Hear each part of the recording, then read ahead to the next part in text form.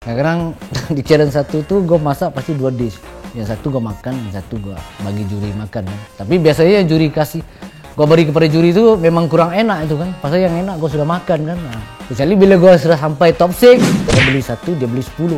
Ya minder dong. Masa nggak minder? Deal, 1 minggu langsung nikah. Saya atau tidak?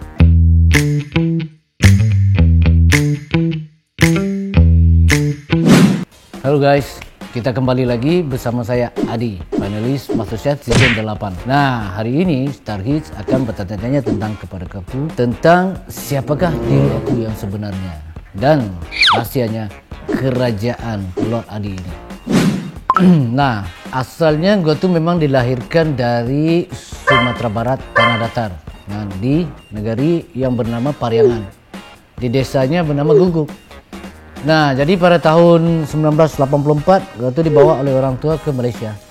Jadi di Malaysia tuh gue bercampur dengan orang-orang Malaysia daripada kelas SD sampai SMP, sampailah SMA, sampailah kuliah, sampailah kerja. Nah, 30 tahun di Malaysia barulah saya balik ke Indonesia dan menetap di sini sejak tahun 2017. Jadi gue tuh memang seorang yang suka happy go lucky aja. Suka berteman dengan sesiapa aja.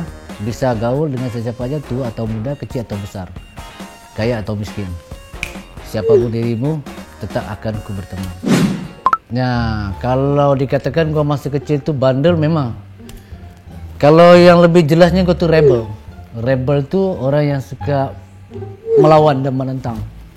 Nah, jadi gua tuh suka istilahnya seorang pemberontak, tapi bukan pemberontak kepada pemerintah kan. Pemberontak dalam diri sendiri semuanya kan. Nah, tidak suka dikongkong, tidak suka diberi arahan. Nah, jadi kalau secara sejarah hidup, malu ngomong kan, tapi bicara aja kan, gue tuh jarang sekolah kan, sebab gue tuh nggak suka guru tuh bilang gue gini kan, paling-paling gue kabur aja. Nah, begitu juga waktu di MasterChef, gue tuh memang rebel sangat kan, rebelnya gitu. Kalau orang tuh masak 1, gue tuh pasti masak 2. Sekarang di challenge 1 tuh gue masak pasti 2 dish. Yang satu gue makan, yang satu gue bagi juri makan kan. Tapi biasanya yang juri kasih gue beri kepada juri itu memang kurang enak itu kan. Pasal yang enak gue sudah makan kan. Nah, kecuali bila gue sudah sampai top 6, baru gue serius. Tapi sebelum itu memang just enjoy my life, makan enak, santai aja, rebel. Nah, ya gitulah, memang benar. Gue tuh memang bandel sih kayaknya. Tapi bandel yang baik, bukan bandel yang jahat ya. Jangan salah paham, bandel tuh banyak. Ya gitulah. Sebenarnya pengalaman masa kecil itu banyak dong. Pahit, manis, suka dan duka.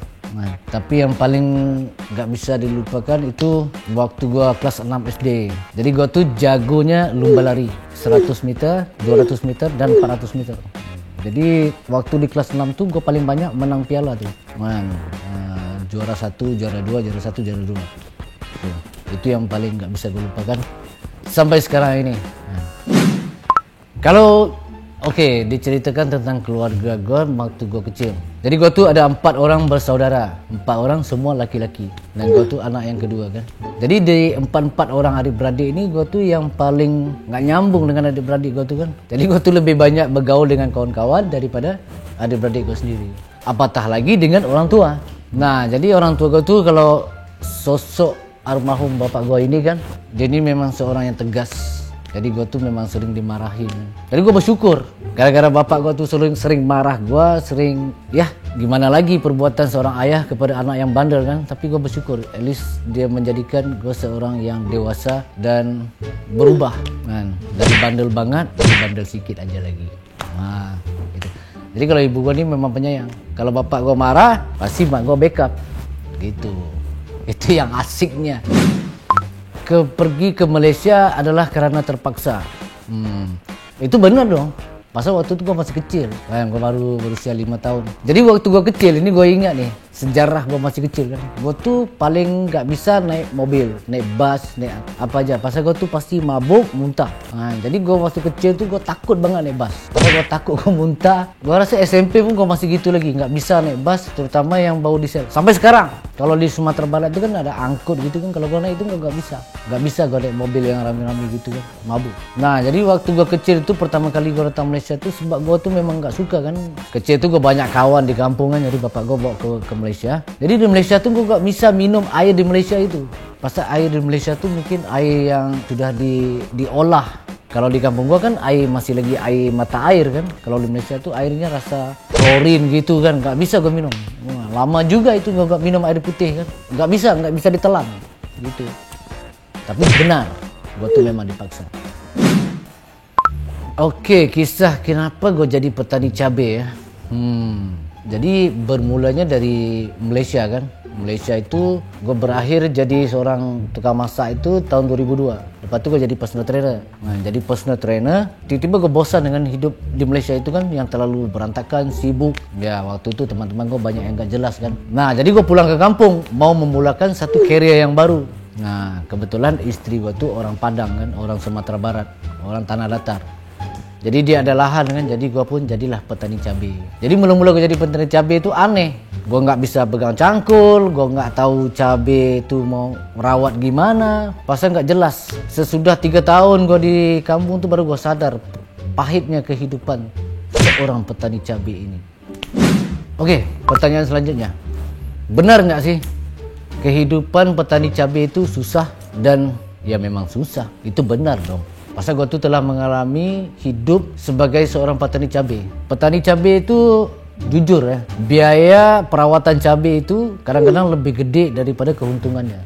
Nah, terutama harga cabai itu turun naik. Cabai itu sekilo kalau di Tanah Datar tuh bisa 12.000. Kalau 12.000 gimana lu mau beli racun, pestisida, pupuk. Jadi petani cabai itu yang enaknya cuma satu, kehidupan santai. Gak perlu bangun pagi, gak perlu lapor diri, ya itu aja. Kapan mau ke ladang ya pergi aja. Gak mau ya udah. Ya secara makan ya itu. Cuma petani cabai ini memang paling jarang makan daging. Kan, paling jarang makan daging, paling sering makan ikan asin.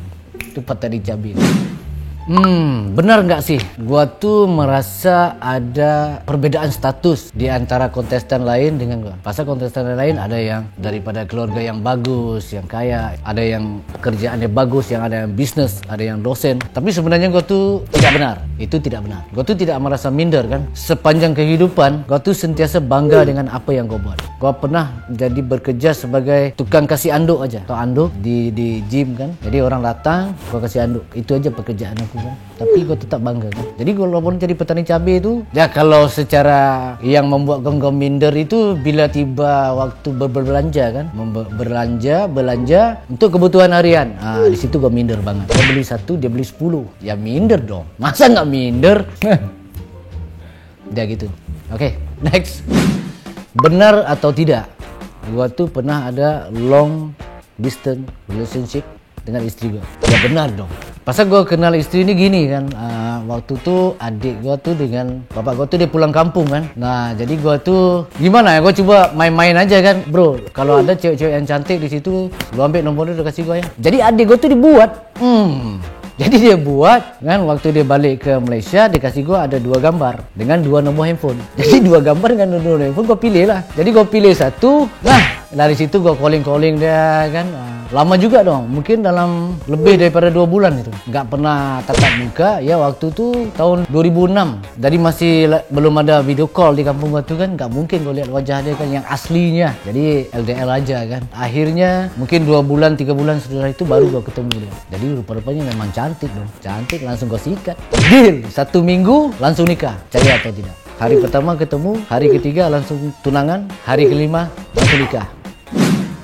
Momen apa yang menjadikan gue memilih dia sebagai istri gue?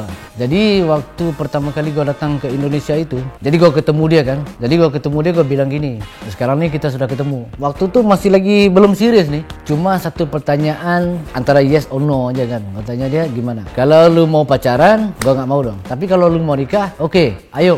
Tiba-tiba rupa-rupanya jawabannya, oke, ayo kita nikah. Disitulah berputarnya kehidupan. Benar atau tidak gua ada hubungan dengan Jesslyn? Ya benar dong. Nah, tapi hubungannya secara itu bukanlah hubungan satu percintaan atau apa. Nah, jadi gua tuh merasa Jesslyn tuh sebagai anak aja kan, tidak ada perasaan apa kan. Gimana pun gua dekat dengan dia, nggak ada perasaan yang aku ingin mencintaimu lebih daripada itu. Benar ada hubungan, tapi bukan hubungan pacaran.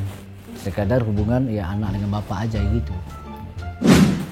Apa pelajaran hidup yang gue pelajari, yang gue dapat daripada pernikahan? Jadi ini sebenarnya satu soalan yang berat lah. Pernikahan ini membawa gue ke satu jalur yang sangat berbeda kan. Dari siapa diri aku yang sebenarnya berubah menjadi sosok yang berbeda. Pasal gue tuh kan seorang anak yang liar dulu kan. Waktu sebelum nikah tuh liar, kemana-mana kan, jarang di rumah kan. Jadi perubahan itu setelah gue nikah itu pun 5 tahun gue menikah baru gue berubah kan.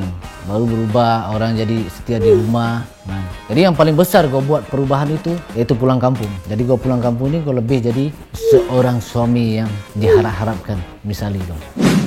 Oke guys, itu aja pertanyaan benar atau enggak. Jadi kita telah tanya macam-macam soalan yang very personal. Jadi lu orang tak tahu benar atau tidaknya kan. Nah itu aja. Tapi jangan lupa ya, tonton Starhits dan subscribe and like. Oke? See you again. Have a nice day.